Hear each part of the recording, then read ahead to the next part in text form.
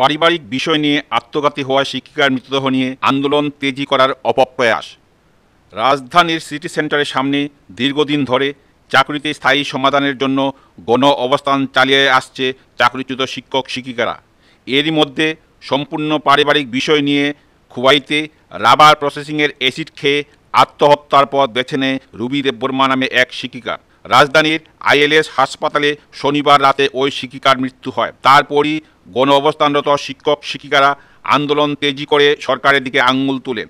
কিন্তু বাস্তবে রুমি দেববর্মার আত্মহত্যার আগে যে সুইসাইড নোট লিখে গিয়েছেন তা এক প্রকার গণ অবস্থানরত শিক্ষক শিক্ষিকাদের মুখে চুনকালি মেখে দিল।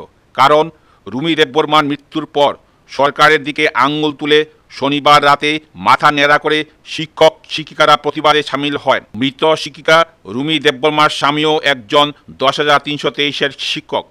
রুমি দেববর্মা তার লেখা সুইসাইড নোটে মৃত্যুর কারণ হিসেবে লিখেছেন স্বামীর অপর মহিলার সাথে অবৈধ সম্পর্ক। রুমি দেববর্মা তার সুইসাইড নোটে চাকরি হারানোর ফলে আত্মহত্যার পথ বেছে নিয়েছেন বলে কিছু উল্লেখ করেননি। 5 পাতার সুইসাইড নোট থেকে তা স্পষ্ট। এই বিষয়টি প্রকাশ্যে আসার পর গণ অবস্থানরত শিক্ষক শিক্ষিকারা নিজেদের লজ্জা ঢাকতে নয়া কৌশল অবলম্বন করে রবিবার। রুমি দেববর্মার মৃতদেহ নিয়ে তারা আন্দোলন করতে উদ্যত হয়ে পড়ে।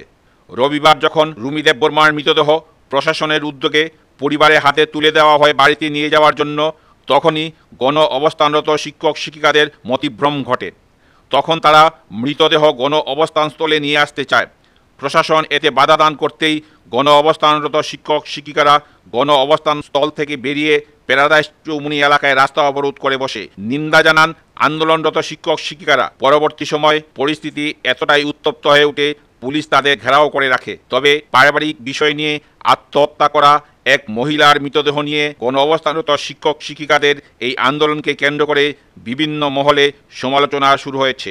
আন্দোলন হঠাৎ করে আমরা পুলিশের প্রশাসনের সঙ্গে এখানে অফিসাররা আছেন তাদের সঙ্গে আমরা কথা বলেছি যে আমরা এই যে রুমি দেববর্মা আমাদের ম্যাডাম মারা গেছেন কালকে অ্যাসিড পানে, ওনার শবদেহ জীবিত রয়েছে। আমাদের প্রতিনিধিরা গেছেন আমাদের এই গণ অবস্থান মঞ্চে ওনার শবদেহ আনার জন্য এবং আমরা ওনাকে শেষ শ্রদ্ধাটা অন্তত জানাতে চাই। কিন্তু প্রশাসন থেকে ওনাদের পরিবারকে চাপ দেওয়া হচ্ছে, আনতে দেওয়া হচ্ছে না।